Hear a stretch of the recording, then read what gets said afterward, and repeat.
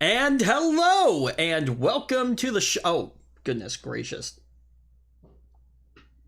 There we go. Do I look centered, Zach? Centered enough. Okay, good. Yeah, sure. Hello, everyone, and welcome to the show. It is Sunday, September 27th, 2020. My goodness, we're almost into November. Can you believe it? November? Or October, excuse me. There you go. Okay, what you have to remember is... No, I'm still not centered. Well, that's like even worse, I think. What am I remembering? Hold on. I was in the middle of a thought, and then...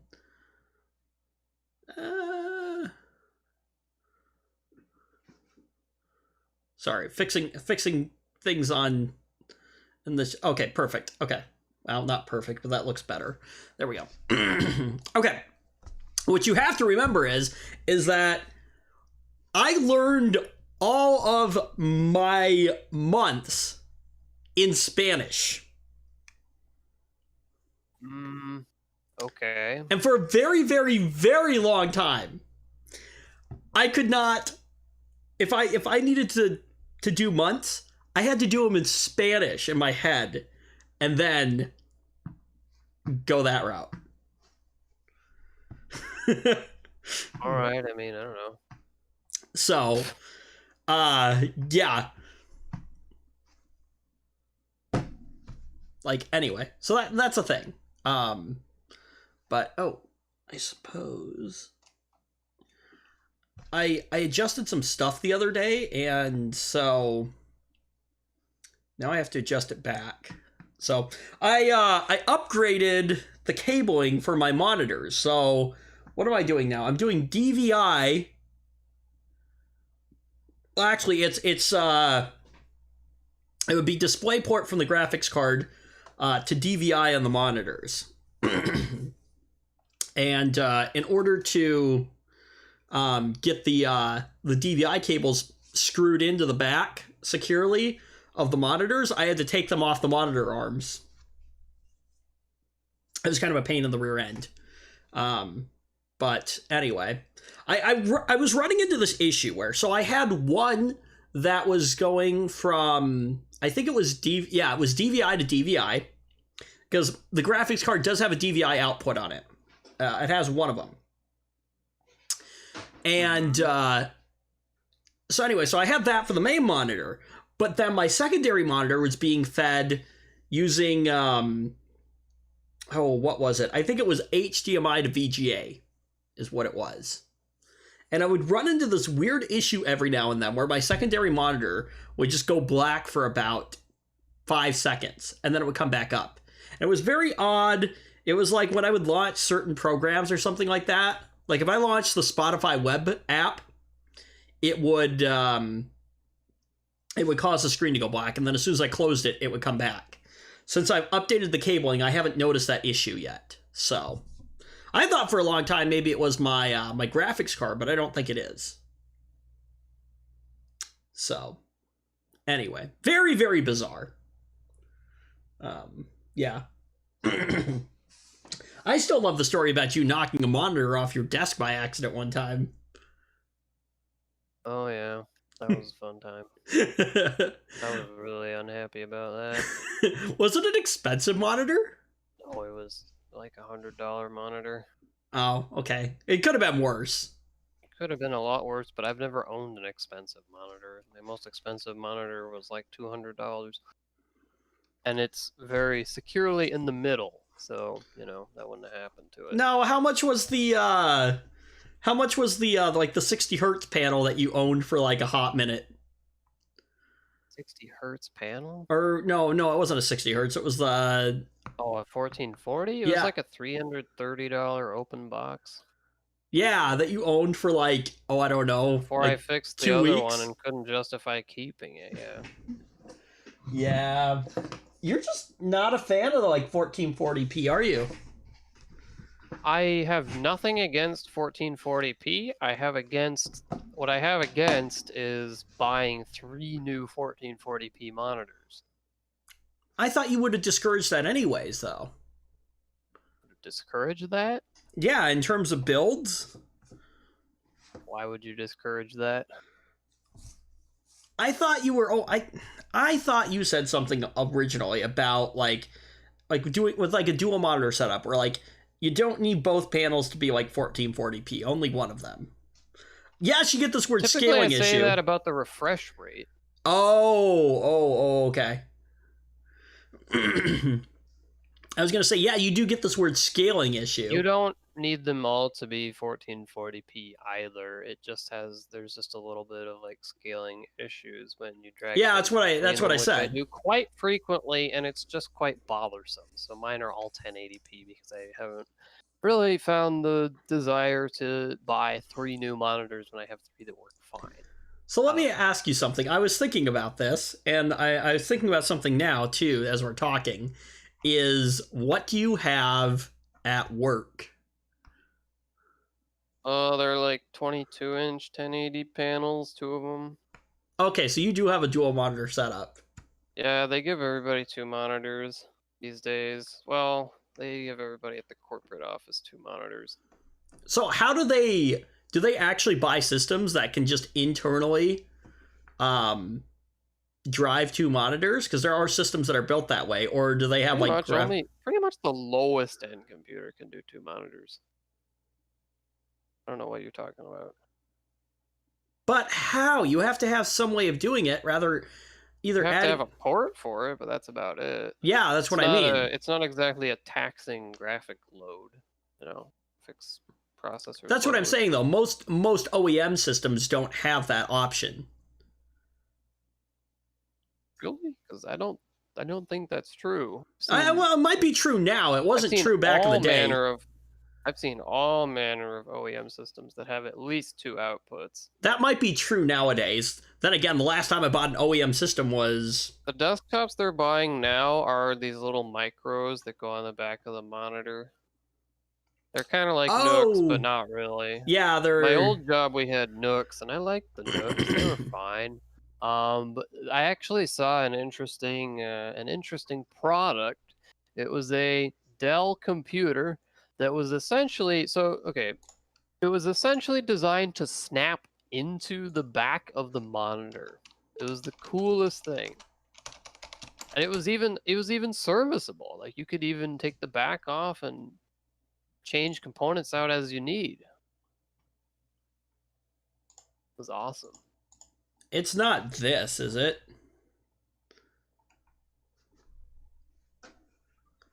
What are you sending? I didn't send anything. You have to actually open the video.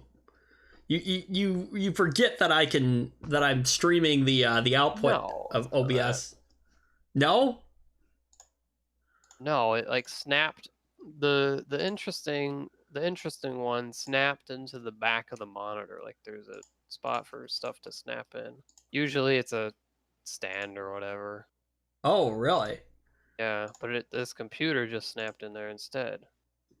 See, I'd like to get something... I'd love to build something small like this. Because look at the price! Like, that's almost $600 for this tiny little thing. What does this have in it? It's got a Core i3. Okay, fine.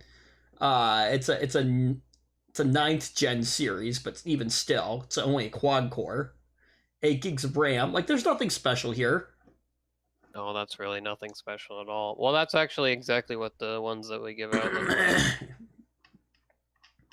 But I want something small like this. We're using my current employer. What are we using?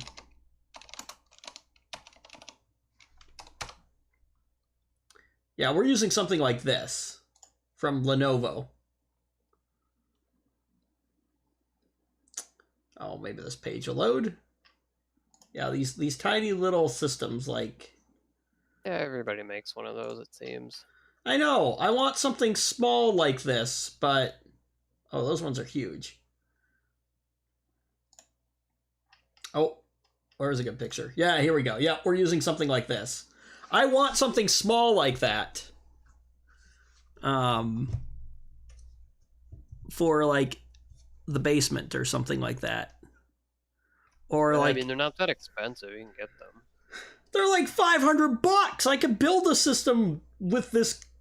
They usually have like Core i3s and like 8 As far gigs as of RAM. computers go, they're not that expensive. They're not cheap. They're not cheap at all. That's what I'm saying. I could build a system for. Well, you're not paying the extra for it to be having, or for it to have high quality silicon in it. I know. I'm just saying I could build a system with better specs for Yeah, you cheaper. could. Why wouldn't I go that absolutely. route? But the problem is that the smallest that they seem to have is micro ATX, and that's still too big. I don't know what else is next. Like there is no standard that is smaller than micro ATX. I don't know what kind of custom PC options you have in the small form factor space, but yeah, I don't know. It would be interesting, I suppose. I wouldn't have a use for anything like that, though. I wouldn't do it. Wouldn't really be bothered. I mean, I guess I could build a Nook. I mean, it would be. Can't build a Nook. Nook's a custom form factor made by Intel. No. Okay, fine. You partially build a Nook. You buy it, and then you like put your own buy processor. it basically complete. No, you don't put a processor in. You buy it with a processor soldered on.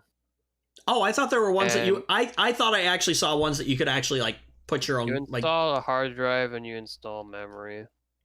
Oh, maybe that's what I'm thinking you can of. buy a fully pre-configured one if you want to, but maybe that's what I'm thinking of. I the thought bare bones one has only a CPU and a motherboard basically in it.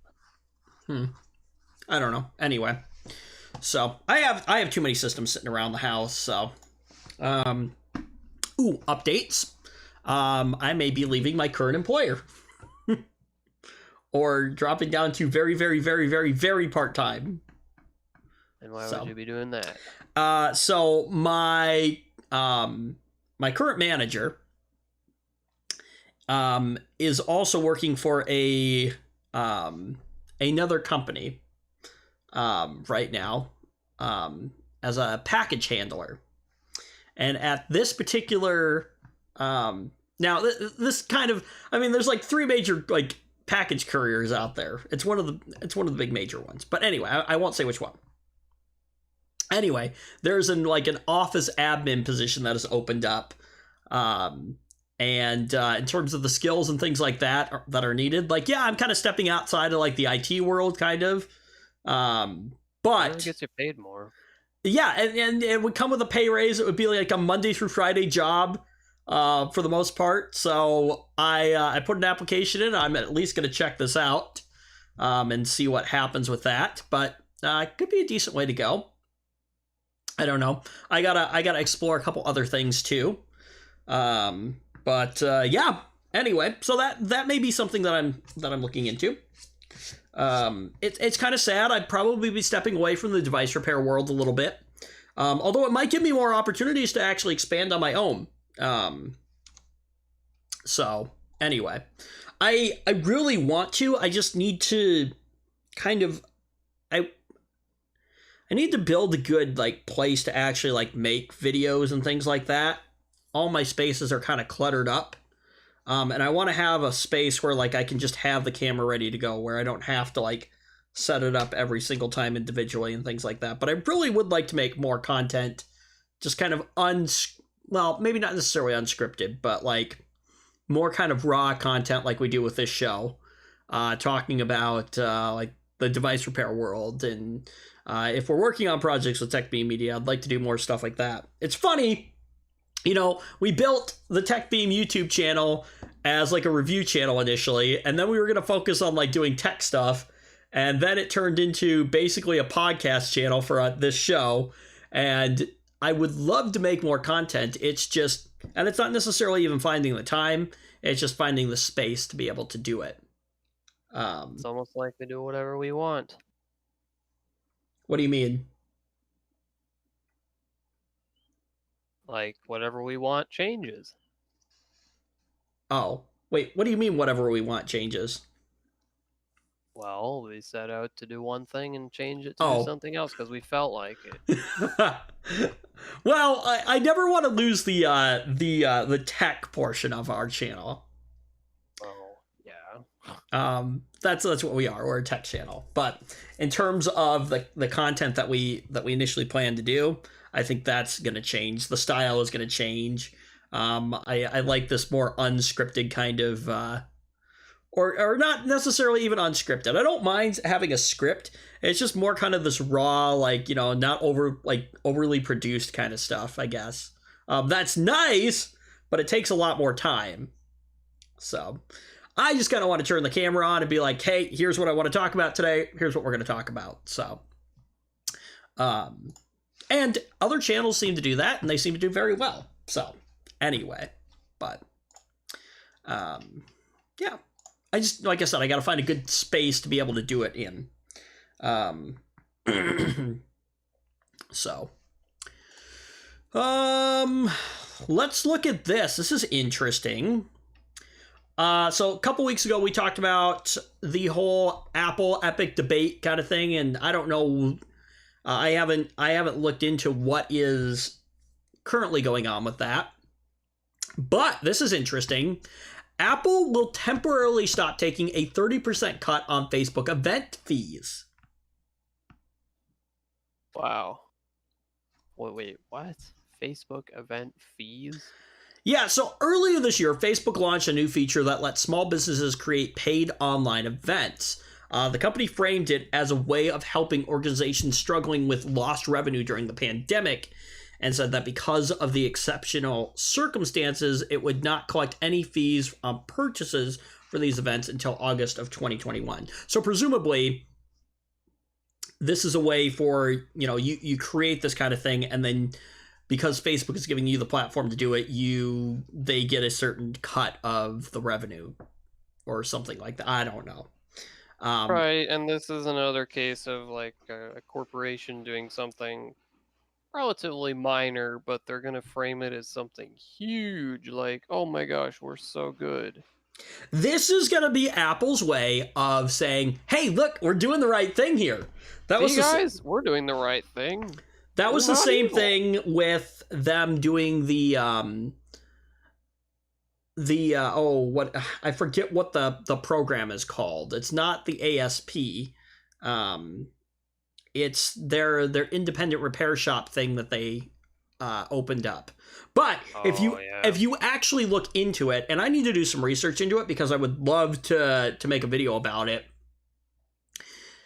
But from what my understanding is that these independent repair shops that want to be part of this program, first off, Apple can deny you for any reason and say, no, we're just not going to let you into the program. So there's that. And then apparently these repair shops don't get to keep parts on hand.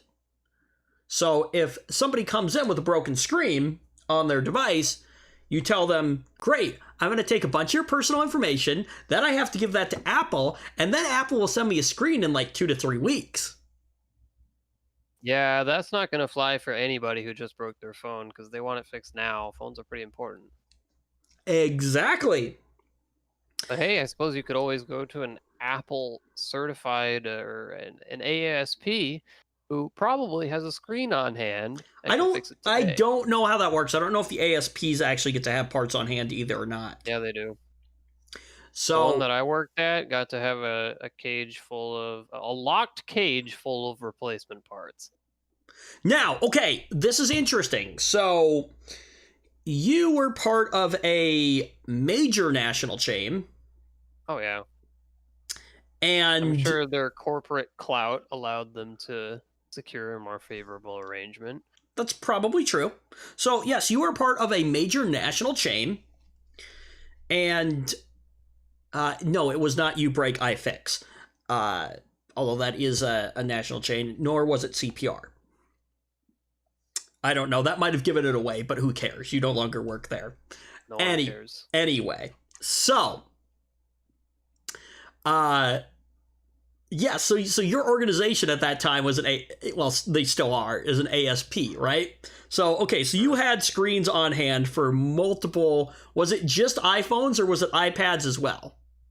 I don't believe we had any iPad screens. In fact, we didn't even do anything iPad related And it besides the wasn't. software. This is Featuring. interesting. And it wasn't. You didn't have any parts on hand for MacBooks or No, iMacs it's or just computers. iPhones. You brought an iPhone, we can fix it. Not an iPhone, Now hold we'll on. have to send it in. Now, if I came in and I was having an issue with my charge port, was that something that could be fixed by you guys, or would that be something that you would either have to send the customers? Well, you wouldn't probably.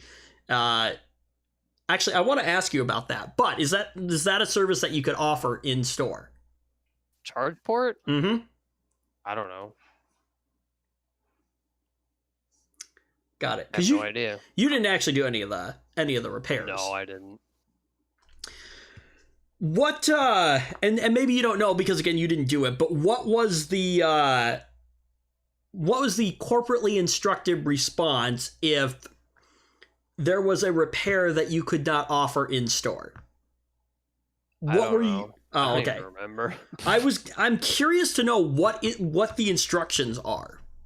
What the BS lie that, Apple has told your corporate, entity. I don't think we had to lie to anyone. It was just like, hey, we'll have to send it in, so it's going to take longer. It won't be today.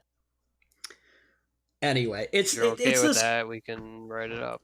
Anyway, so basically this whole thing of opening up this program is Apple's way of saying, "Hey, look, we're not trying to fight the right to repair. We're not a monopoly on repairing Apple devices. No, It's us. not antitrust."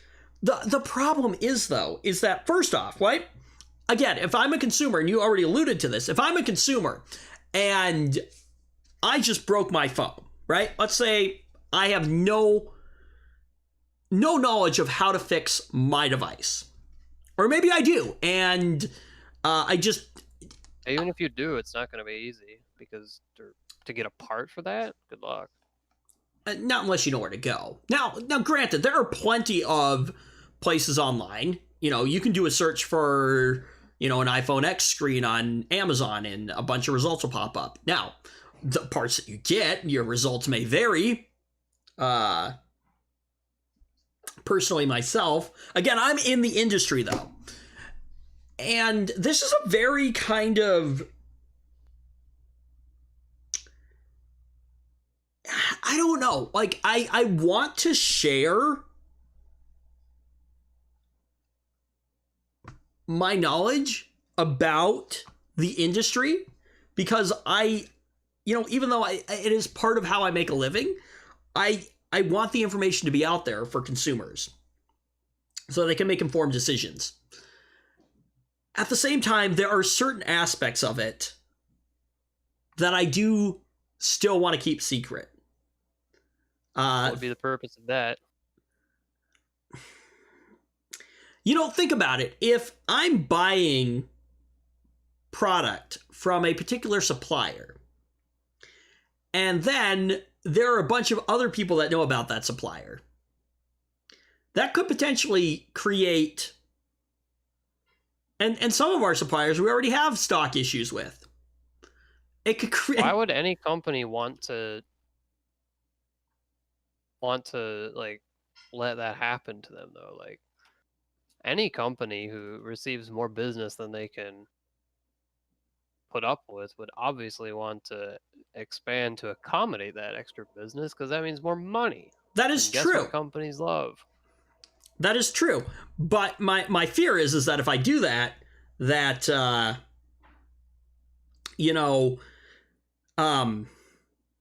there may not be enough for me to be able to fix devices. And I don't know. It also is, you have to look at it from a business standpoint as well, where there are certain things that I believe, and there are other people that don't believe this. Louis Rossman of Rossman Repair Group in New York City believes, I'm just going to make everything publicly known. Well, actually, no, he does guard some of his stuff too. In terms of like suppliers where he gets specific things. Some of it I'm sure is a legal thing. Or maybe not necessarily a full legal thing, but there may be some questionable gray area legal things there. So yeah, okay. But he has also publicly said too that as soon as he does that, yeah, all the stock gets bought up, and he doesn't have anything to offer to his clientele. But again, I have to, if I'm doing it independently, right? I have to make it profitable for my business too, right? So anyway, but yeah, no, I'm not opposed to people wanting to learn these things, but anyway, and even if I do, there are still going to be people who are like, great, here's the knowledge, awesome, I still don't want to do it.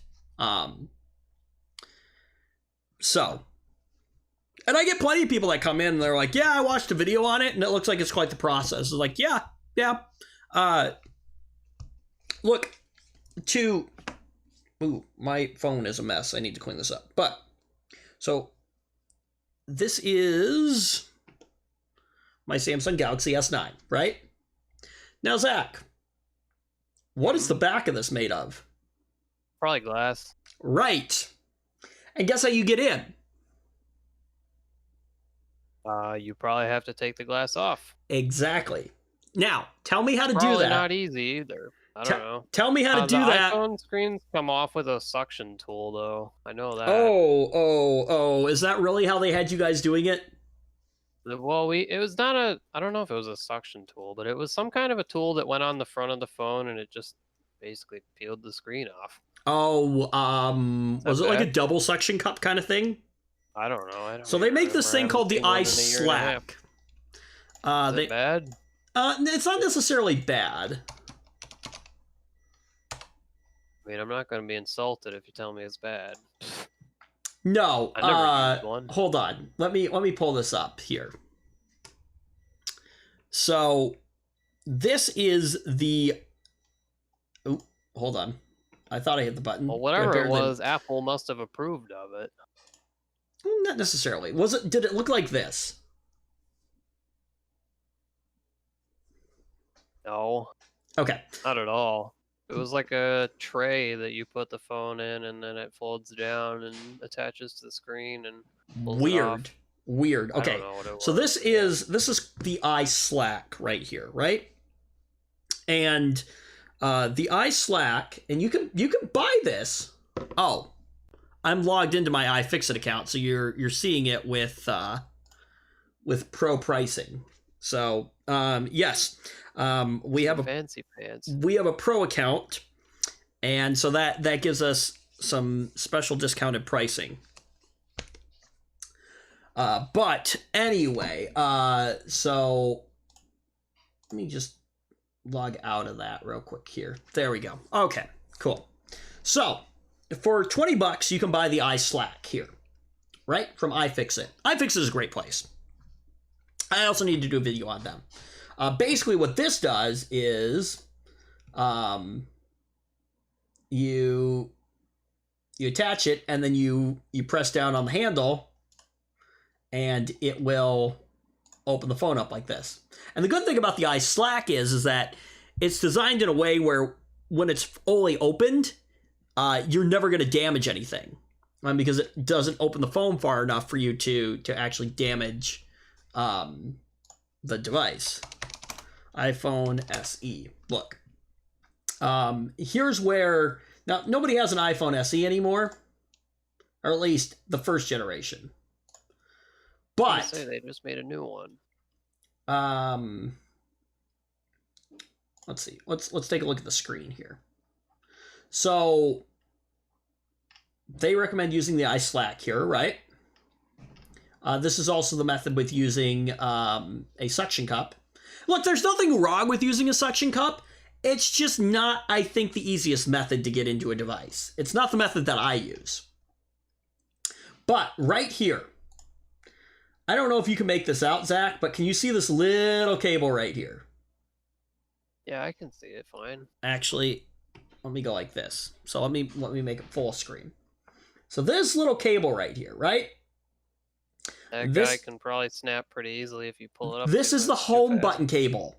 Now, what has Apple conveniently done with their devices and the home button, Zach? Oh, if you replace it with an unauthorized home button, it won't work. Exactly. Well, it'll work. Well, hold on. So, in this particular model, the return to home function will still work, but the Touch ID will never work. And the 7s and the 8s, and there are aftermarket home buttons that now fix this, but before these came out, if you broke the home button on your 7 or 8, because it's not an actual, like, it's like, it's not an actual button. It's like a software button kind of thing. Some kind of a capacitive sensor that... Yeah, exactly. I don't know exactly. And then it has a haptic feedback. Right, exactly. But on those ones, before these home buttons came out, like if you broke your home button, you were screwed. You could not replace the home button in it. Like if you did, it like legitimately would not work. Unless you like stole one from another phone. And actually, I don't know if that even still would fix the issue. I think it probably did. But initially, like if you replaced it, like it was just a cosmetic thing. The return to home function wouldn't work either. But anyway, so this is what's nice about the iSlack is that if you use it on like this iPhone 5 SE, or the iPhone SE, excuse me, and it will only open the phone far enough at the bottom so that you specifically do not break that cable. So, and then this little pin thing right here, or this little bracket thing right here, yeah, that is a pain in the rear end to get back in. I kid you not. What an absolute pain. Small parts like that would be annoying. You know what else is really annoying? Let's see here. So the Apple Watch, right? The original series. If I go back and pull this up here. So not only do you have to get into the device, right? But directly under the screen is the Force Touch sensor. Which you can see in this picture right here. It's this piece right here. That's kind of sticking up. So that's the Force Touch sensor. It sits directly underneath the screen. So you have to be careful about how far in you go. And if you're doing the battery, you have to be careful also to not wreck the LCD on the screen. Right? But yeah, you have to be careful that you don't go too far in, because otherwise you'll damage the Force Touch sensor underneath. Personally, I never have. There's the battery. Oh, yeah, this piece right here. This bracket right here. Hold on. Let me see here. I'm kind of flipping through scenes blindly, so I have to. But yeah, this bracket thing right here, Zach, right here. Yeah. I kid you not. It took me, because I took that off a couple weeks ago, right? Because we needed to re-adhesive a screen. It took me 20 minutes, no lie, to get that stupid bracket off. Sounds rough. To get it off. Yep, not interested in touching any of that crap. And the thing is about it is that, it comes up right here. That whole cable comes up. So it's not like it's just like stuck down. Although that might not be a horrible idea, to put a little piece of adhesive tape underneath that. That might be the way I go about that next time. But it's not stuck down. It's just here. And then it's attached like right here up the front. And if you rip that cable, you are effed. You've broken the device. Yeah, you can see it better here. See how it comes up? It's not stuck down underneath here. Oh, that's not a horrible idea. Use a screwdriver. Okay. But anyway, yeah. And it's these stupid little things that Apple does that makes, like, I think Apple specifically does this to make repairing the device as difficult as possible so that a user gets in there and is like, nope. Or they look at a guide like that and they're like, nope, I'm just not going to do it. And it really irritates me. But yeah, so anyway, so back to this whole, like, because we went off on a tangent there, but back to this whole, Apple opening up this whole idea of, like, right, yeah, we're going to give independent repair shops the ability to do specific Apple repairs with genuine Apple parts, right? But again, yes, they don't get to have stock on hand. They have to wait like a couple weeks for it to come in, right? But basically, they've given a little bit of ground. However, they have still deliberately made the customer experience far worse. Right, exactly. The second thing is that my understanding is that if I, as an independent repair shop, am accepted into this program, right? You probably have to follow certain rules that would be, more favorable for Apple than they would be for you. You definitely do if you're an ASP. And if you don't follow those rules exactly, they'll kick you out of the program. The thing is, though, is that with this independent repair shop thing, is that, again, my understanding is that the independent repair shop has to basically give a bunch of personal data to Apple. Like your IMEI number, and then your name, and your address, and all these other self-identifying things. And guess where that goes? It goes into a giant database. Oh yeah, I'm sure it does. And so think about it. If you buy a phone, right? If you buy an iPhone secondhand off of somebody, right? All of a sudden, the IMEI number and the person's information, they'll no longer match up, right? But again, if you go into one of these, independent repair shops, right, then they take the IMEI number and then they take your personalized, or personal identification, information or personal information. And guess what? Then they can link that stuff back up. Yep.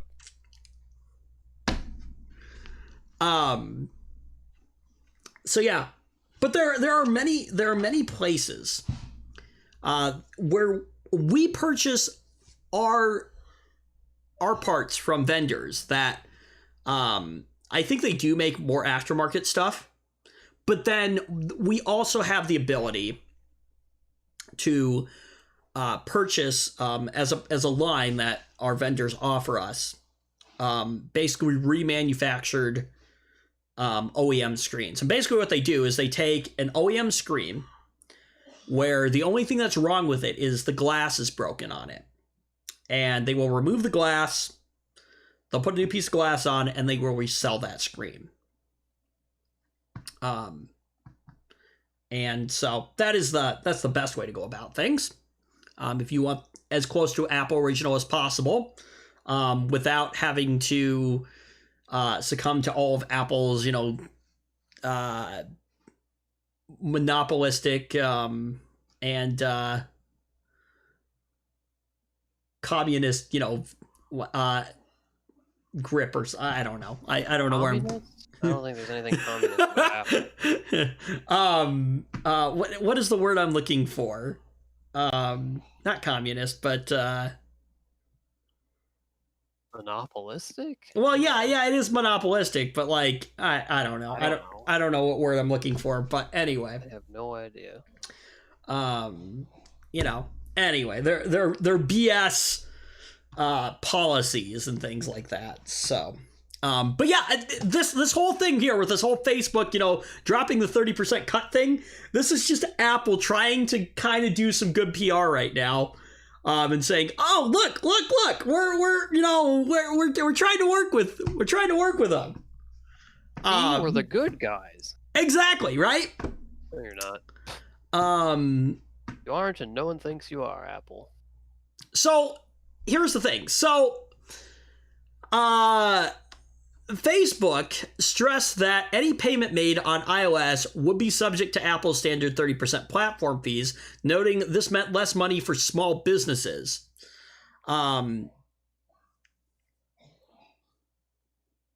So some guy at Facebook basically said, he's head of Facebook's main app. He said, "We asked Apple to reduce its 30% App Store tax or allow us to offer Facebook Pay so we could absorb all costs for business struggling during COVID-19. Unfortunately, they dismissed both our requests, and small businesses will only be paid 70% of their hard-earned revenue."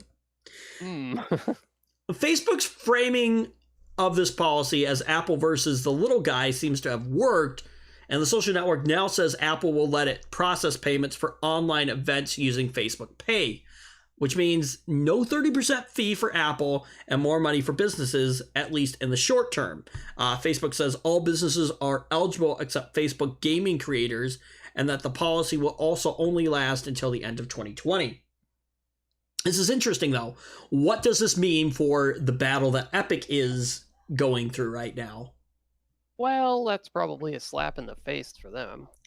And so my understanding is that there is special tier pricing for YouTube or something like that, that Apple already gives. I know that there is special pricing for one of those big companies. I'm pretty sure it's YouTube or Google. But now we get into this interesting moral dilemma right now where it's like, wait, hold on. You're giving Facebook, you're not making Facebook pay the 30% cut, but we still are. Yeah. Why does Facebook get to not pay the 30%? And Facebook even put a message out at one point that basically said, look, if you're using, Apple Pay or whatever, they basically called Apple out. And Apple was like, nope, we don't like that. You can't do that. Yeah. So Apple wants to be this company where they take 30% revenue. But then when they get called out on it, they're like, no, we can't be called out on it. We can't be called out on it. No. The rules only apply for you. If you're going to be the bad guy, for thee, but not for me. If you're going to be the bad guy, be the whole bad guy. Right. It's the same thing. So Louis Rossmann, again, of Rossmann Repair Group. He's a great guy. Go check out his channel. He posted a video. This was probably a couple years ago or something like that. He posted a video on his YouTube channel where he shows him working on Apple products. He's very much, right to repair. He goes to hearings. That's his business. It is his business to fix these devices, but he has this mentality where he wants the information to be out there, and I absolutely love that, and I respect that. And there are other people out there too like that. Jessa Jones of iPad Rehab. These are wonderful people, and again, I have tremendous respect for them. And they are there fighting for the right to repair. Jessa Jones, I believe, she's got a biomedical degree or something like that, but I guess the story is that her kids dropped her iPhone down the toilet, and she ripped the toilet out of the house, smashed it with a sledgehammer, and then proceeded to teach herself how to basically repair the device because it was water damaged and retrieve the data off of it. And then she taught other stay-at-home moms how to do it. Just this incredible story. But anyway,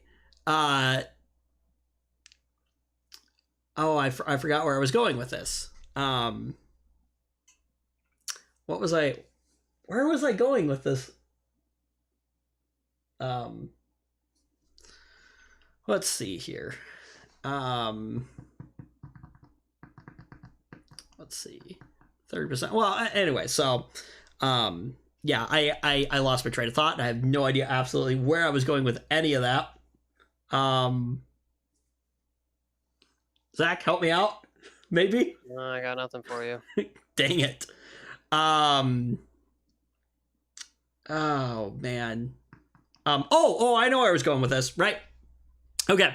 So anyway, so Louis Rossmann posts this video showing where the location of like a fuse on a MacBook motherboard is, or something like that.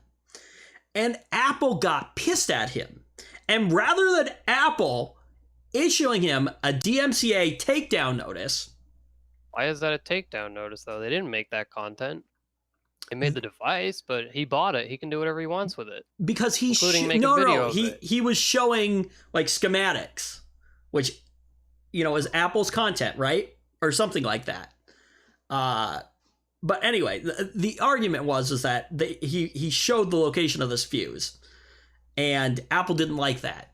And rather than filing a DMCA takedown notice for sharing basically Apple's proprietary information, which it technically is, they sent a lawyer after him.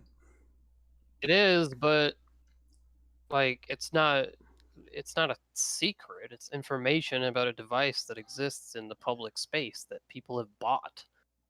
Well, I think he actually did show like the schematics for it. And as far as Apple is concerned, hate that. You know, people deserve to know everything there is to know about the thing they paid for. Right.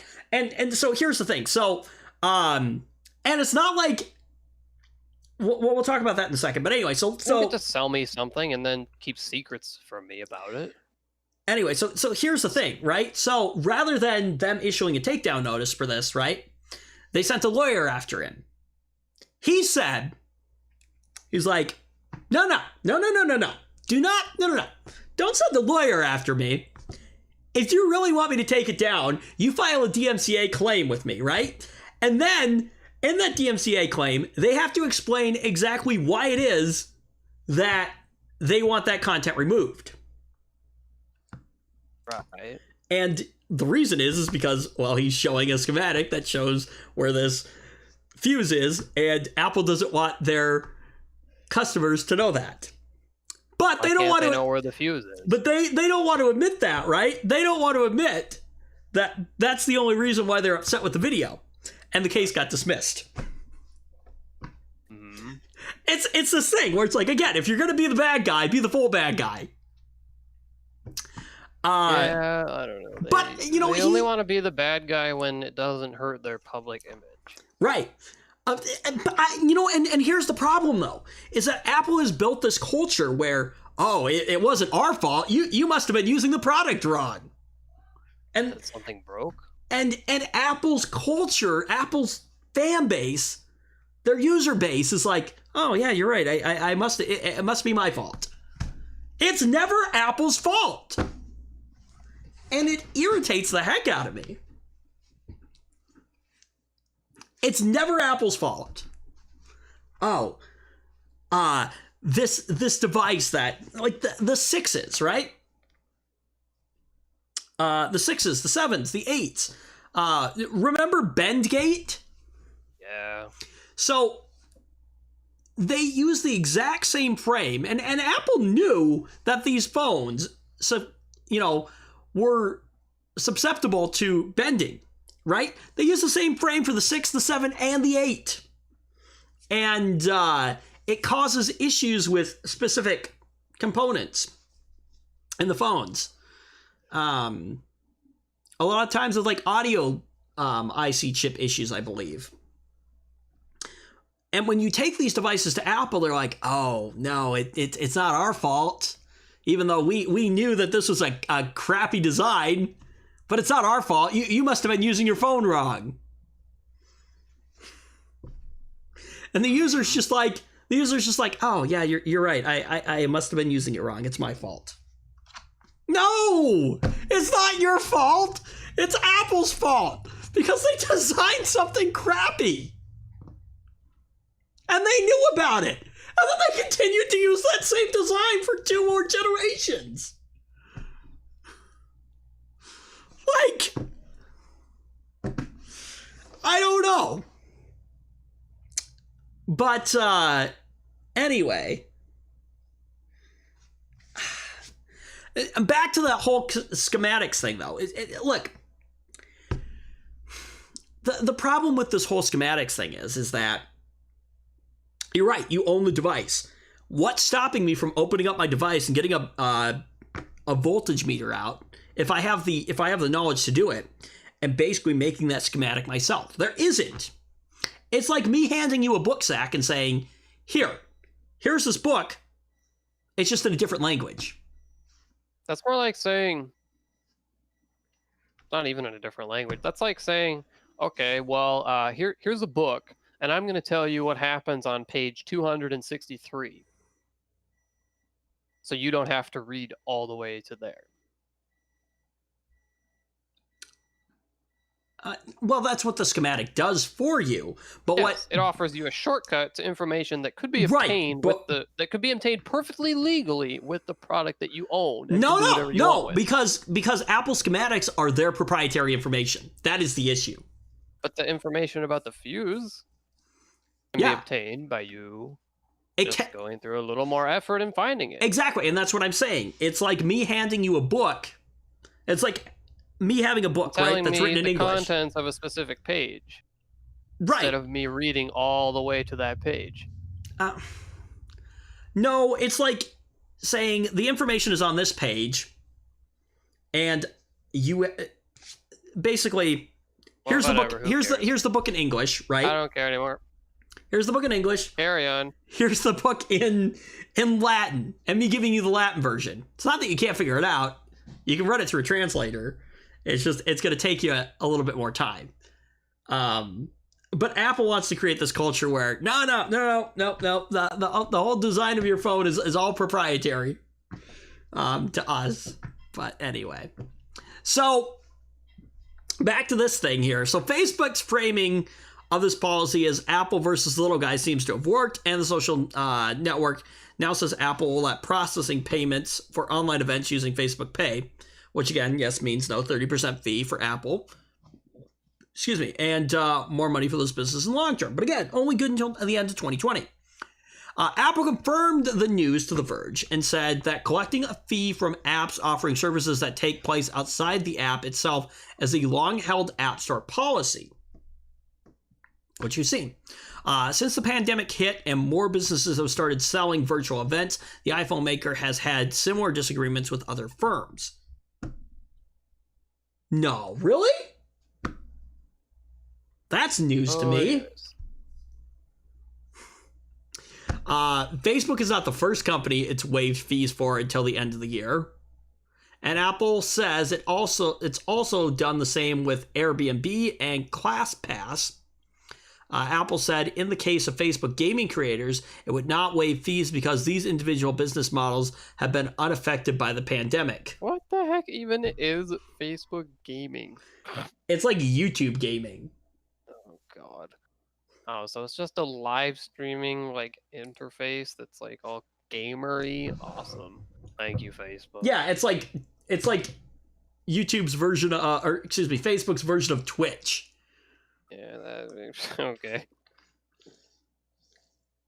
Carry on then.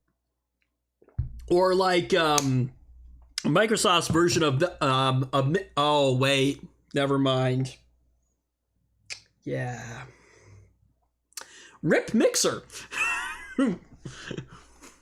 Sucks. Yeah. Oh, another failed Microsoft idea. Wasn't their idea. You're right, it wasn't. They bought it and then ran it into the ground. Streaming service was not their idea, is what I meant. No, but they didn't. I don't think they originally owned Mixer. I think they bought Mixer. I don't think they did that either. Maybe they did. I don't know. But another too late to the party concept that Microsoft just couldn't make work. How much you want to bet in another couple of years we're going to see Microsoft try to do this again? They're going to try to create some like gaming streaming service again. I mean, it could succeed if they tied it in with Xbox. I think a lot of people have Xboxes. That's It's true. really easy for those people to stream, and they will probably use Microsoft's product. That's true. Now, I'm not a business major, though, so what do I know? Is Microsoft smart enough to figure that idea out? And if they are they smart enough to make it work without screwing it up? They might be able to make it work, but I'm willing to bet that they'd ruin it by, you know, like, they'd bundle it with some other horrific crap that no one wants anything to do with. Oh gosh, wait till you hear what we got coming up later. But anyway, so this is a sideshow compared to Apple's larger war with Fortnite creator Epic, but it shares that same target, Apple's platform fees, and shows how companies are increasingly able to win new ground with this old battle. In this case, Facebook's success seems to be in part due to the fact it's been able to frame its motivations as altruistic while painting Apple as an Oh, I can't believe anyone buys that crap. avaricious monolith. Epic is trying All to... corporations are evil. All corporations are evil, okay? Why does anyone think that Facebook is the good guy? Facebook's the good guy right now just because it's convenient for them. As soon as it stops being convenient for them, they are no longer the good guy. Yeah. Everyone should know that. It should be just, like, I'm just being Captain Obvious here telling this. Whatever. The tech companies know that public sentiment will play a role in deciding the outcome of these battles and seems keen to engage their users. CEOs are being increasingly vocal about Apple's business model, with Mark Zuckerberg recently decrying the company's stranglehold on users' phones. Notably, Facebook even tried to tell users about Apple's 30% on the payment screen on its app, but says Apple blocked that change, citing an App Store policy that bars developers from showing users irrelevant information. Again, if you're going to be the bad guy, just be the full bad guy. Look, we still want our 30% cut, but we're not going to tell anybody about it. And if you tell people about it, we're going to deny it. And we're going to remove it from your app. We're going to block it because it's irrelevant information.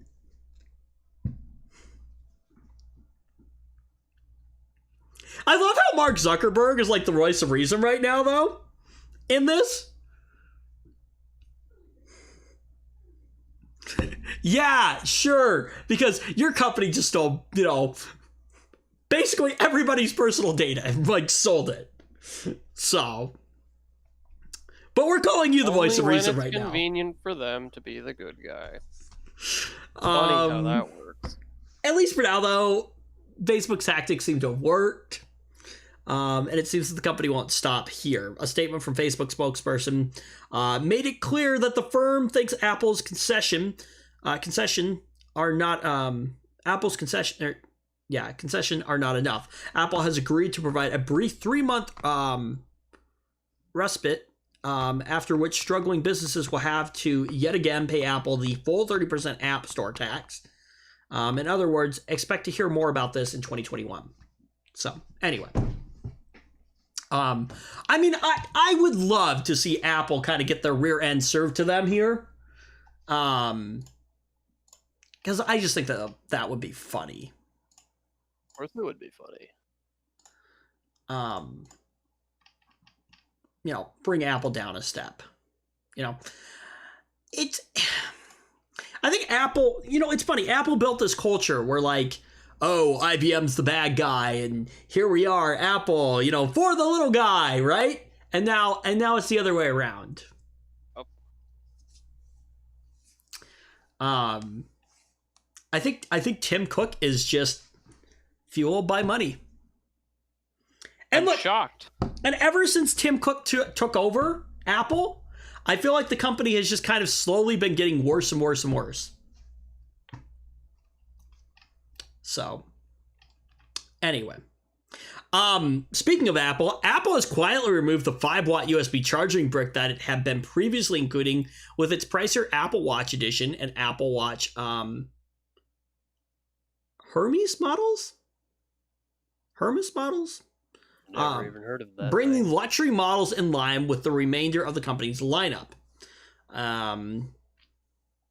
At its Time Flies event earlier this month, the company announced that it would no longer include the USB-powered brick with its cheaper Series 6 SE, Series 3, and Nike models in an effort to reduce its environmental impact. See, now we get into this whole, Apple, and we're trying to, do this good thing for the environment, but then we're like screwing over people in terms of like a 30% tax cut, which is like, I don't know. It's like Apple wants to be the good guy, but I don't know.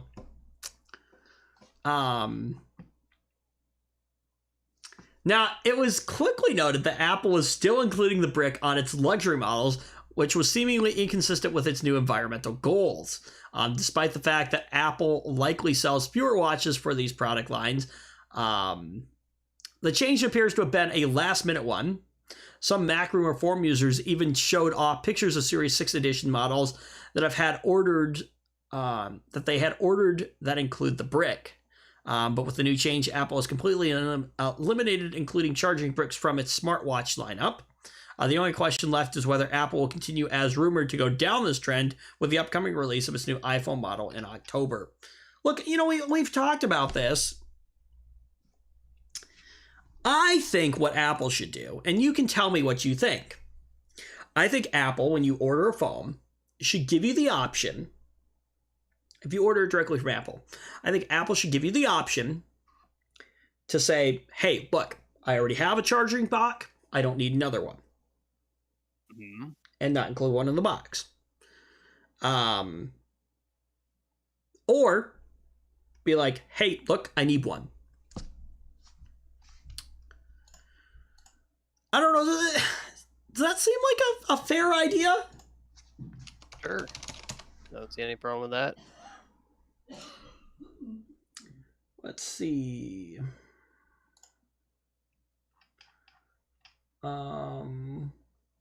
The flip? For a USB-C to Lightning cable. Okay, fine, that's USB-C to Lightning. But even still, how much do you think for the privilege of owning a 2 meter, what is that, like 6 feet? $30. $35. Very funny.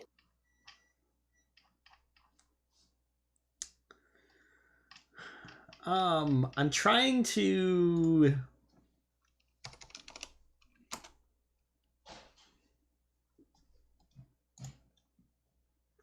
Let's see. For the Apple 5-watt USB power adapter, the thing that they're no longer going to include in the box, for the privilege of owning this Apple 5-watt USB power adapter in glossy white, how much, Zach? $30. Not quite that expensive. Okay, I don't know.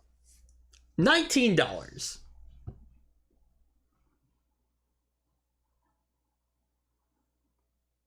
$19. Yup.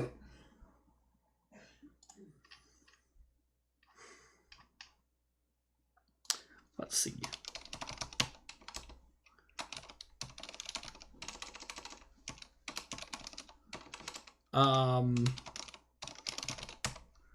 Let me check at a quick retailer real quick here.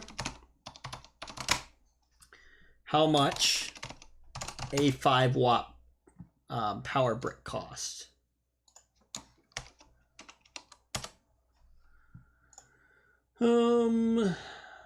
So this is a 3 amp micro USB charger.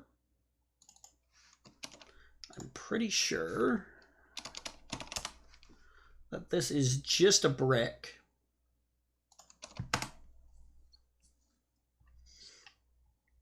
You've got to be kidding me. This website sucks.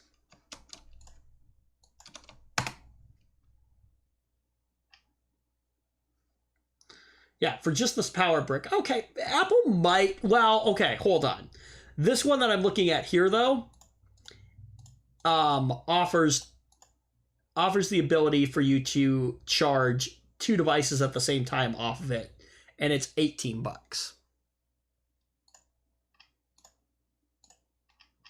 Mm-hmm. And Apple wants you to pay for a 5 watt. Okay, I guess it's a 5 watt, but even still, $20. I don't know. How much do you think that for the privilege of owning a genuine?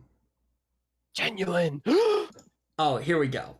For the privilege of owning a what is 2 meters? What is that, like 6 feet again? Something like that? About 6 feet. For the privilege of owning a Lightning to USB cable. How much, Zach? Why are we going to play this guessing game? How much is it? I don't know. A lot of money. More than it should be. Because I'd like to actually see where you think Apple's pricing is. I have no idea. $30. $30. Well, 29. You know, if you made me guess, I would have said 30 again, just because I already had that in my head. I said it twice. It's I don't understand why Apple has to charge so much for stuff. But anyway, they're Apple. Duh. Look, I see it from both sides. Like money. I see it from both sides. Where it's like, yeah, a lot of people probably do have power bricks sitting around the house. I know I've got multiple of them. But I still think you should give people the option. If I'm paying over $1,000 for a device, right?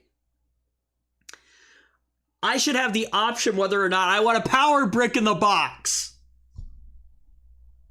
Mm-hmm. I shouldn't have to spend $1,000 on this device. And then, oh yeah, by the way, there's no power brick in the box, so you got to spend an extra $19 to buy one of those too. No. Can you imagine if you bought a car and then they were like, oh yeah, by the way, if you want, oh, I don't know. Let's put it this way. You bought a car, right? A brand new car. We're not even talking a used car. A brand new car. And they're like, oh yeah, by the way, if you want an extra key for that car, it's going to cost you an extra $100. It's going to cost you an extra $100. Nobody would go for that. You're telling me I'm spending like $30,000 on a brand new car here, and it only comes with one key. Mm-hmm. Yep. That's right.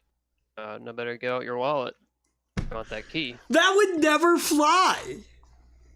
Uh-huh. Well, I mean, car companies seem to think you're going to pay a subscription for heated seats now.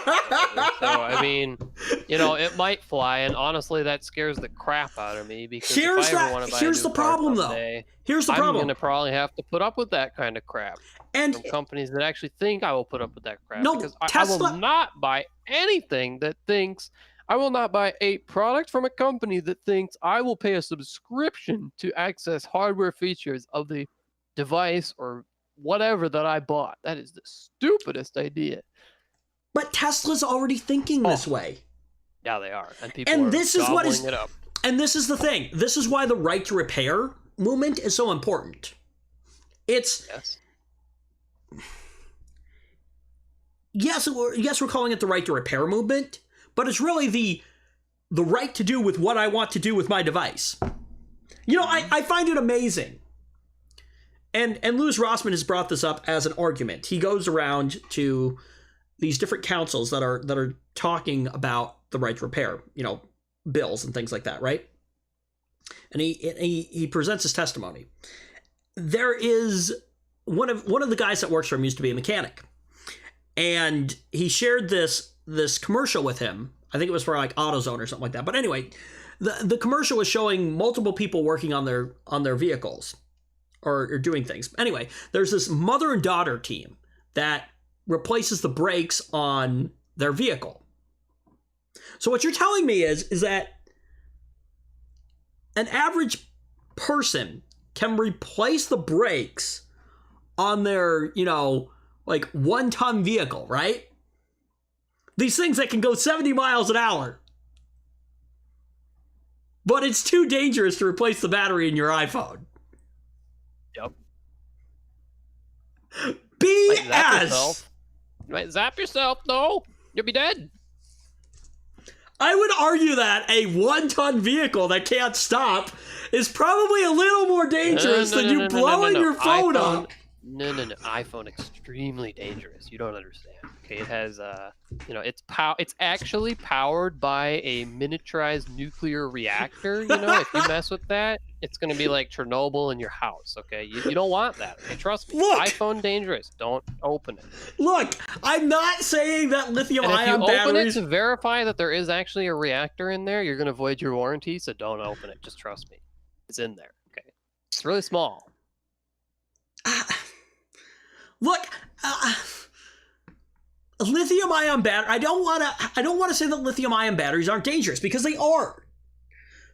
But out of the hundreds of devices that I have replaced batteries in, especially iPhones, you know how many times I've mangled an iPhone battery? No. A lot. I've been doing device repair for the last 2 years.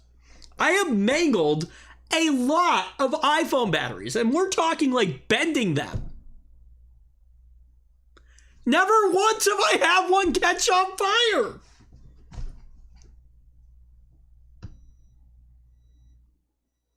Never. Hmm. I hope you got your bucket of sand in case it does, though. Actually, we do. It's like this powder stuff. Mm-hmm. But ours was literally a bucket of sand. Really? Like it was actual sand. Oh no, we actually battery explosion powder, whatever that we is. actually have this this powder stuff that's like in a container, and you basically just throw the whole phone in there. Yeah. But we were told that if the battery goes boom, you dump the entire bucket of sand on it. All the sand.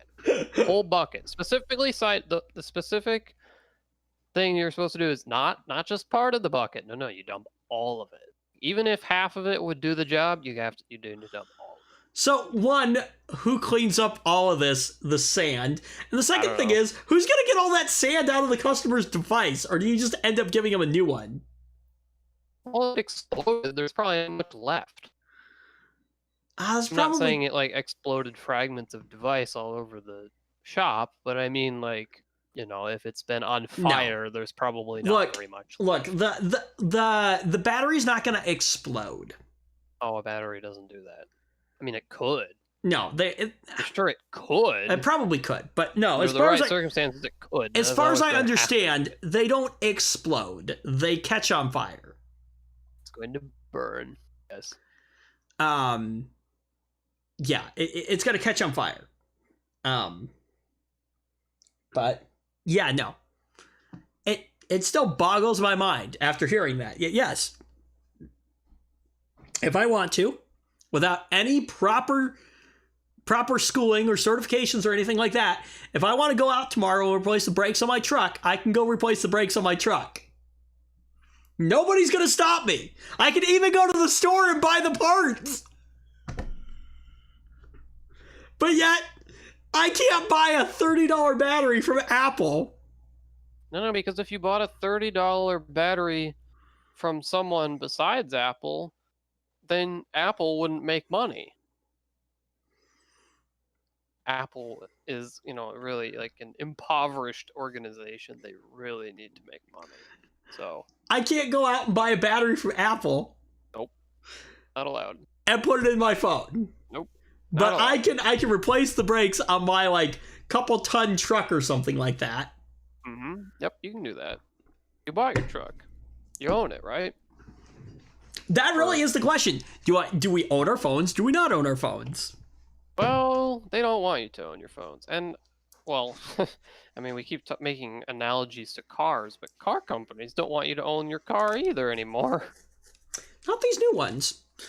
You know, I will never, ever buy anything like that. look, Samsung does do some stuff that, you know, is like, you know, like, but here's the thing. Look, I would argue that the hardest thing about working on my Galaxy S9, right here, right? The hardest thing about working on this is going to be getting the back off. Let me ask you, Zach, real quick here, as a novice. What would you say is probably the first step to removing the back of my phone? What is I have no idea. first thing I should do? I don't know. Should probably go get a heat gun out. I actually own a heat gun. I own a hot plate actually, and that's the best way to go about doing it. The nice thing about the hot plate is I can set the whole device on the hot plate and it heats it up evenly.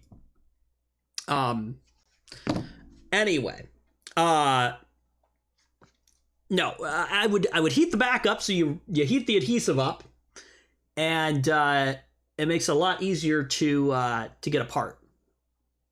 So, but anyway, you know what scares the crap out of me, Zach? And what is that? Is that I think it's getting close to the time where I may need to replace the battery in my phone. How long have you had it? It's an S9. I've had it a couple years. It's a couple years old now. The S20s are out. I've had this probably 2 or 3 years, which is about pretty spot on. I didn't replace my S5's battery for like 3 or 4 years. Yeah. It's not horrible, but I'm definitely noticing that it doesn't hold a charge. I'm at 47% right now, and I barely used my phone today. I don't know where I would take mine to get it fixed. Would you? Well, I live a decent ways away, but would you trust me with your phone? Maybe after a thorough backup. I would recommend a backup. Back it up if I was doing it myself too. That's Anyway. not an insult. No. I honestly, I wouldn't knock you for wanting to do a backup before. But yeah. So here's the part that scares the crap out of me is that at some point I'm gonna have to put a battery in my phone, right? Mm-hmm. I am so scared of working on my own phone. I wouldn't want to do it either.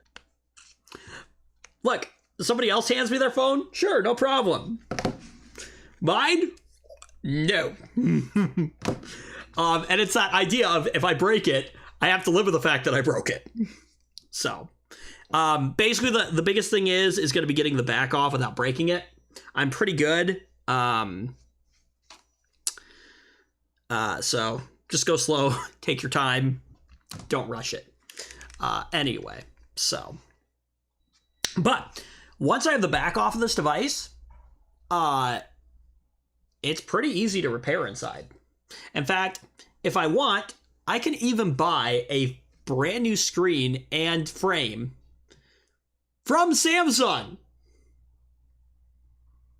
Probably overpriced, but yeah. Yeah, it might be.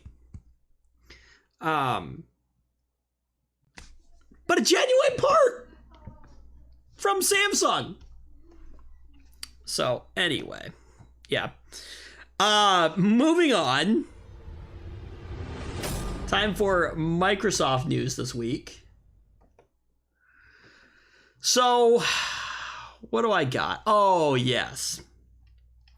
Remember how we were talking about, like, you know, Microsoft possibly doing like an Xbox thing, right? And then you said they were gonna like mess it up somehow. Yeah. Microsoft's Edge browser is arriving on Linux in beta next month. Why would any Linux user download it? Like, on Linux, you have so many choices. Like, you know, there isn't Thank an you! OS, there isn't an OS developer like on Linux trying to, you know, desperately convince you to use Edge. You can just download whatever you want and use it. Like, that's it. Thank you! So why would Thank you you! willingly go out of your way to download Edge? That's so stupid. Okay, Zach, you basically just stole my whole argument on this. I've got nothing. That's all I was gonna say. You're right. Why would anyone in their right mind install Edge on their... Even Windows users don't want it.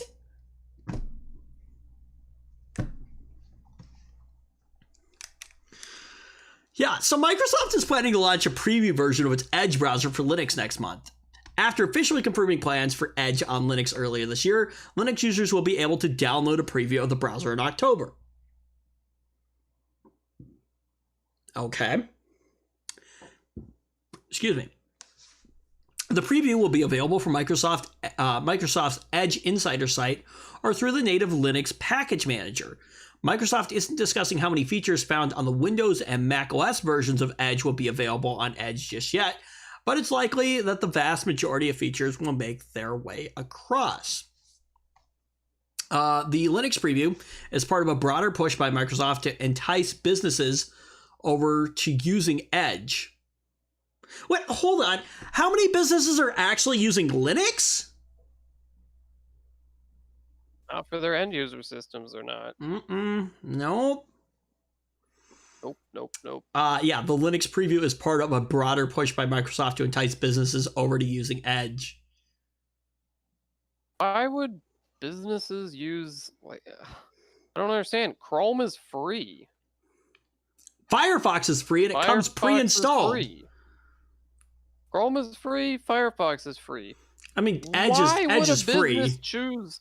So is Edge. Okay, but why would a... Okay, two products are free. One is fine, the other one's fine, another one sucks. Or has historically sucked and just been revamped for like the third time. Which one would you use? They're all free. Just pick one. If you're a Linux user... Are they going to start paying people to use Edge? If you're a Linux user... Look, Chrome is already, or not, well, Chrome might be, but I think typically Firefox is what's bundled into most. Firefox is installed, yeah. Yeah, I was going to say, typically Firefox is bundled into each distro, or the majority of distros. If you're a Linux user, you probably, have a decent knowledge of computers. Just because you're using Linux. And I'm making some assumptions here, but I would argue that. And so you're probably more of a power user. You're not going to use Edge. I don't know why Microsoft thinks this is a good idea. But yeah, I saw this and I was like, we can't pass this up. Stupidest thing. That statement right there about, oh well, okay, maybe not. Okay. Yeah, broader push to make by Microsoft to entice businesses over to using Edge. But again, like what business is using Linux? As a, yeah, sure, you're probably running it on, if you've got like a web server or something like that, you're running it on that. But your web server is probably going to be headless, and it may not even be on site. Your end users definitely are not using it though, and it definitely doesn't regularly need to use a browser either. Right, no. It's a server. I mean, that's not whatever. But this just doesn't make any sense to me right here. It's like, what Linux users are asking for this? I seriously doubt that there are any Linux users out there that are like, oh, wonderful. I really wish Linux had Edge. Right. Oh, I really wish Linux had Edge. I really wish I could use Edge on my... And look, I think we probably do give Edge some unfair treatment. But I don't know, how bad could it be now? It's basically Chrome with a Microsoft. Microsoft sucked so much at making their own browser that they had to. Hey, Google, can I look at your homework? Sure, just change a few things so it doesn't look like you're copying. Oh. Nope. So yeah, there you go. So yeah, if you were dying to use Edge on your Linux machine, it's coming. I just... Nope. This is interesting. Ring's latest security camera, what's your name, Zach? Huh? I totally forgot your name there for a second. What? Don't ask. Carry on. I think I just tried to call you Jack. I don't know where that came from. Anyway, Ring's latest security camera is a drone that flies around inside your house, Zach. What? I just imagine, like, you're just chilling and then, like, oh, what's that? Oh, it's just a security drone. Probably looking at us right now. Say hi to the camera. Ring's latest home security camera is taking flight literally. The new Always home cam is an autonomous drone that can fly around inside your home to give you a perspective of any room you want when you're not home. Look, the idea is kind of cool, but once it's done flying, the Always Home Cam returns to its dock to charge its battery. How much do you think this thing's going to cost you? A lot. $250.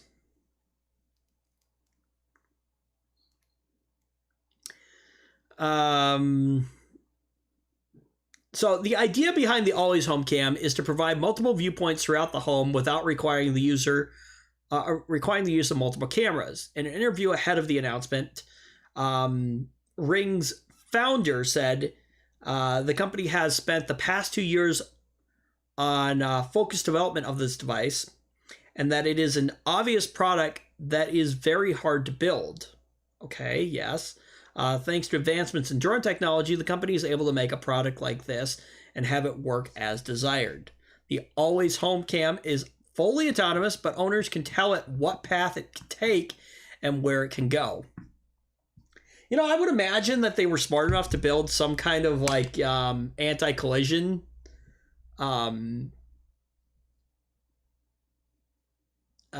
features into it, or at least I would hope they did.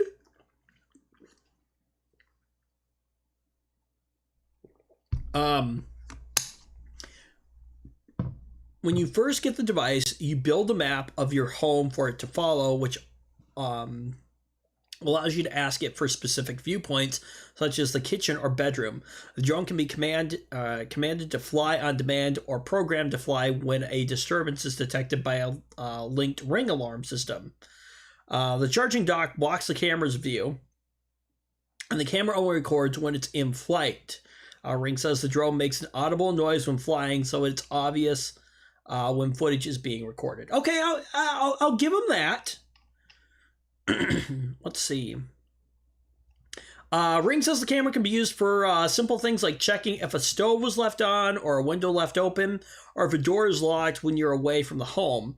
It features optical avoidance technology. Okay, yep.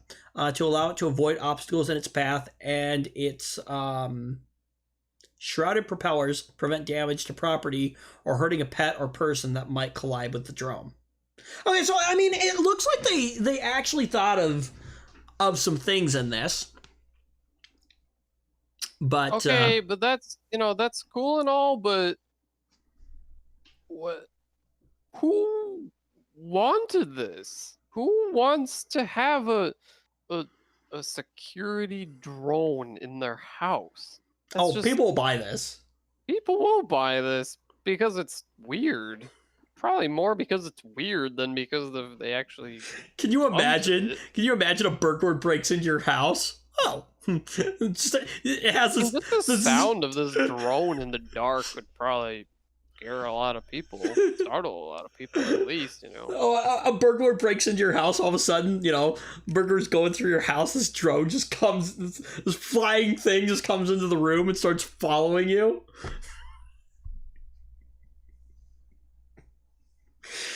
I don't know. I mean, all it would take is like a quick smack to the ground and it's done. So basically, yes. But seriously though, who? Okay, I don't know. Whatever. I mean, people can do whatever they want in their house, but like, a security drone, not what I had in mind. Maybe it's only active when you're not there. I don't know. I think you could activate it whenever you want. I guess. I think is the thing. There you go, Zach. That's what this looks like. I mean, it's a neat little design. I guess.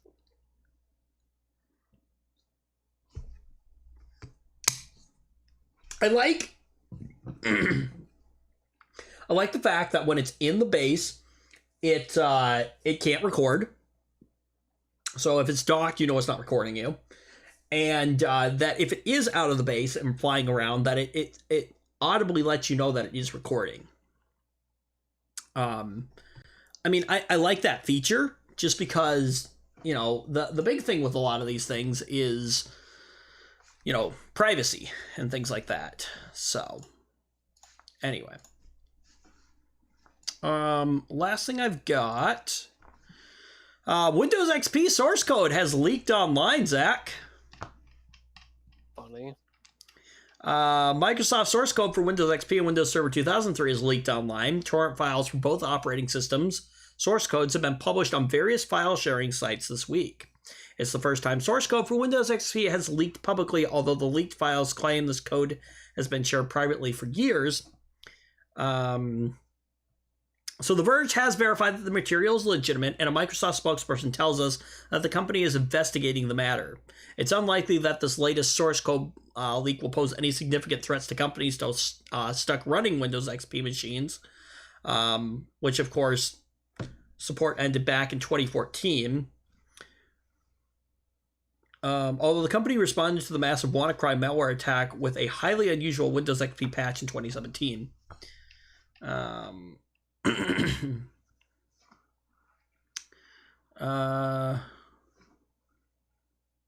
Microsoft does run a special government security program that allows governments and organizations controlled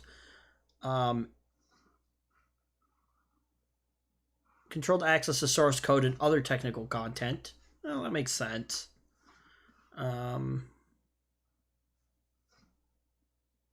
the first time the code has appeared online, which I can imagine.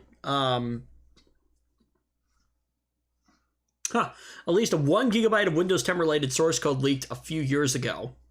Too bad it wasn't the source code that figured out how to eliminate the telemetry data. Or the annoying Windows updates. Yeah. So, cool. Awesome. That is that. Oh, I know what I was going to ask you, because I totally forgot to ask you this. So you said you got a couple monitors at work.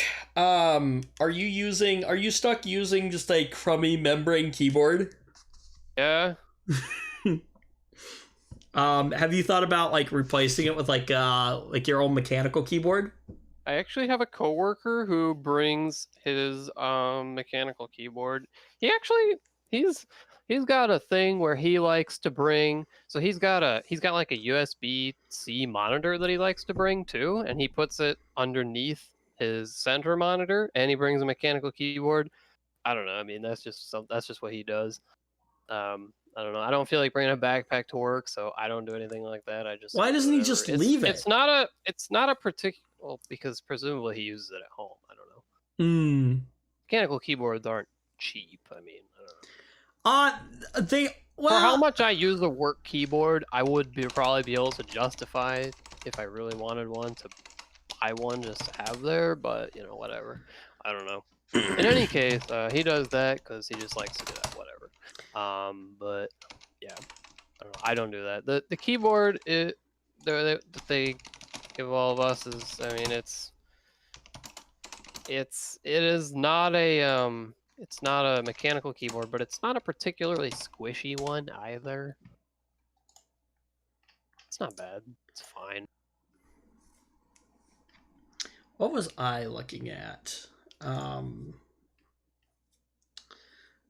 Probably more like a tactile switch. Oh, I was looking at the the reason I ask is because I was thinking about this, right? If I end up taking this position with this courier company, right? And I'm doing a lot of it's kind of more like a secretary kind of job. So, you know, data entry, things like that. If there's a decent amount of typing, I may consider looking for a nice mechanical keyboard. I am looking at the G413 from Logitech. Look, here's the thing. I haven't looked for a keyboard in like 4 years, so I don't even know.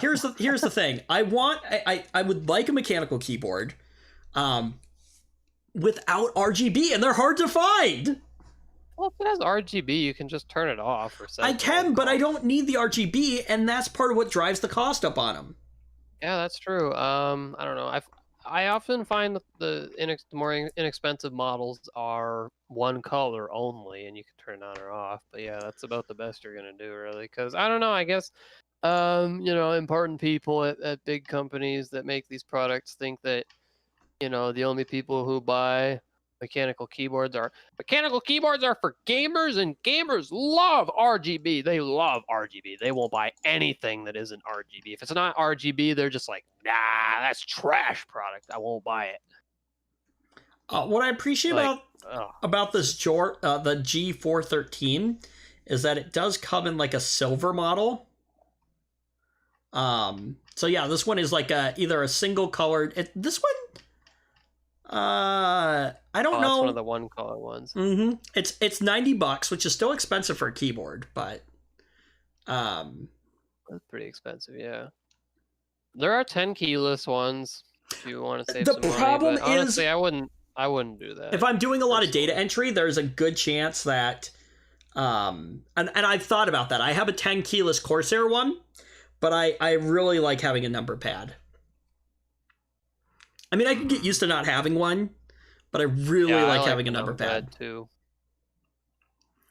But anyway, and I use not mechanical. That'd be cool. I use a membrane keyboard at my current employer, but I don't also do a ton of typing. But if I was sitting in, I'll use whatever they give me, unless they give me some horrific crap. Whatever. You know, at my old job, there was in IT, we had a really old PS2 keyboard that just had the most incredibly satisfying clicky click switches. Oh, it was the best keyboard. It was really grubby though. It was really old. I don't know what on earth it was, but it was just like a 90s mechanical keyboard. It was crazy. You know, now that I'm thinking about it, was huge and heavy, and it. Oh, so have you ever tried a Cherry MX Blue switch, for example? No. It was like a blue switch, but even more clicky. Like it was even more clicky than the clicky switches. Look, it was pretty crazy. If I hated my coworkers, like I would go for a blue switch, but I think and And if I go with the Logitech, I'm obviously going Roamer G switches, and I think I'm going to go more tactical. There are tactile, you mean? Or tactile, excuse me. Yeah. There actually are quiet versions of the MX, the Cherry MXs at least. Yeah, I have Cherry MX Red Silence. Are they really silent though?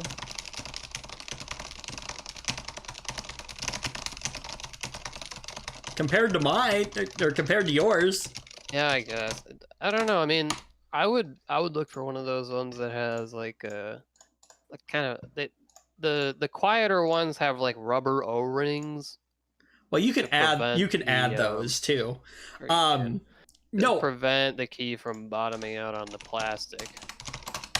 So yeah, I have MX Cherry Red Silence on mine. Mm-hmm. At least I think these are, or maybe they're just Cherry MX Silence, but I'm pretty sure that reds. Anyway. Silent is just a rebadged red with some tweaks. Yeah. So basically, that's what I've got on mine. The one that I have downstairs, I believe, is actual reds, and it's much louder than this one. I can tell a difference. And I like the clicky, but it's kind of annoying. And so I can only imagine if I have blues. I would probably drive myself insane all day. Blues aren't louder. The click isn't loud. Mm. You just feel it as you're going, as you push it down. Mm. See, I think if I needed a good tactile like switch, like browns are what they say is the way to go. Browns are like the middle ground between a red and a blue. You know, I wonder, like, how do they pick the colors that they call these things? Like, you know, why is a smooth switch with a lighter activation force a red, and why is the same switch with a little clicky a brown, and why is a heavier switch with more clicky a blue, and why is a heavy and even more heavy switch without a clicky a black, and I don't know, there's even more colors. There's a clear and I don't know, I think there's a green and a gray and a God knows what else. Because somebody just picked these colors, probably. I suppose. It's kind of like so if I'm doing like a structured data wiring job, right? Most of the jacks for data are primarily either going to be white or ivory, depending on what goes best with the room, right? And what wall plate colors. Completely different though. Not necessarily. Okay. Now, for my WAN, right? I would put a blue in. For vertical runs, yellow. Power over Ethernet, purple. That's just a personal thing though, and I guess maybe it was just a personal thing for whoever. But that's what I'm saying. Why blue for WAN? Why purple for power over Ethernet? Why yellow for vertical runs? It's because that's what I chose, and I would imagine that that's the same thing with somebody who's just like, we're gonna call these ones blues, and we're gonna call these ones reds. That's probably what happened. But although, can you imagine if I took this job, right, and then actually had like a fully RGB like keyboard like I've got here. Gamer keyboard. I was talking. How did you know I was a gamer? I was talking to somebody. This was like a couple years ago, and I like took a picture of my keyboard or something like that, and they were like, "I really like the keyboard." It's like, yeah, sure, it's a keyboard, I guess. Looks cool, types cooler. Like I do miss my mechanical keyboard when I'm not home. Although I'm starting to wonder if these switches are really the best. I don't do a ton of typing at home, But I have found lately, now that I'm thinking about it, that it is somewhat harder to type with this keyboard, I think. Just because of the I low type action. the best. I actually, you know what? I type really good on my old laptop. I don't know why. That keyboard and me are just in sync, you know? Over the years, I've come around to this Corsair keyboard that I have. You know, I can type good on that. Do you I actually don't know type? what it was with that laptop keyboard. You know, we're just in sync. I type like crap with my laptop, but then again, I haven't used it very much. What was I gonna ask?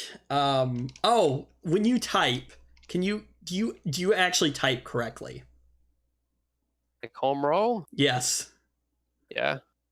Really? Yeah. I don't.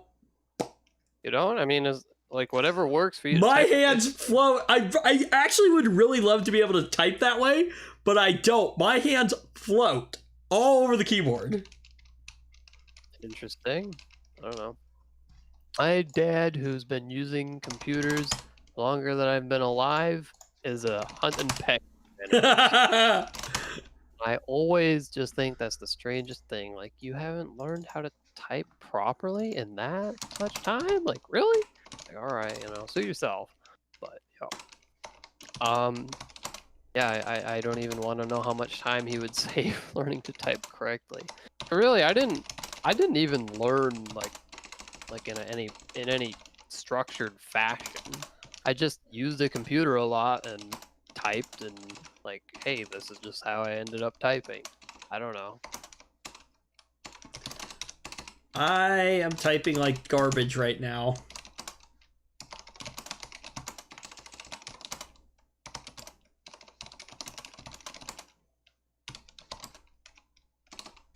Well, anyway, that's the thing. Yeah, I don't know. I think it probably does depend. I think it's also part of how I have my keyboard pushed back pretty far too. And this desk is a little high, kind of. Like my arms are kind of up a little bit higher, so I'm probably not at the best in the best position for typing.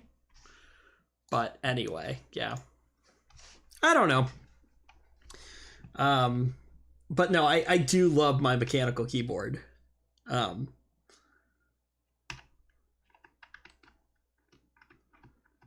That's so weird. I just turned off all the RGB on it. And like, it doesn't look right. Because I'm so used to having the RGB on. I hate the really flashy effects. Like, you know, a slow effect is fine, or a static effect is fine, but so if I'm using Word, the epilepsy effects, no thanks. If I'm using Word, everything my keyboard and my mouse are both set to go to like a blue. I have a gaming profile set up where oh, it's not going to do it. I'm stepping away for like 30 seconds. Oh, it's the pause break key that does it. So I've got two we'll just go straight to me. I've got two presets set up in here. So I've got like a rainbow effect, and then I've got one that like everything is red, except for the WASD keys, which are just white. Here again. Sorry, I just had to close my window because I have a lamp next to the window, and you know, annoying bugs like lamps. Don't you have a screen on your window? Got no screen because I have an AC unit that doesn't like screens. What I was saying is I have like a profiles for different things. Yeah. So like when Word opens, like my keyboard automatically turns blue. Like everything is like just a straight blue, one color. I think the theory was to try to make it less distracting when I was like typing something. And then if I actually do game, which is not very often, I have a profile where everything is red except for the WASD keys, which are white. dislike red and white together. You dislike that? I dislike red and white together, yeah. Sorry to say. Otherwise, primarily it's just on the rainbow effect at very, very slow. I like that effect. It's slow and not obnoxious or anything horrible like that, you know? Right, exactly. I think that's primarily what you use, isn't it? Yes. Yeah. I've tried other ones, but it's the one that I like the best. So, anyway. All right. Well, I have nothing else for today. So, with that, thank you for joining us. And, yeah, we will see you again next week. So, thanks for joining us. Goodbye. Mm-hmm.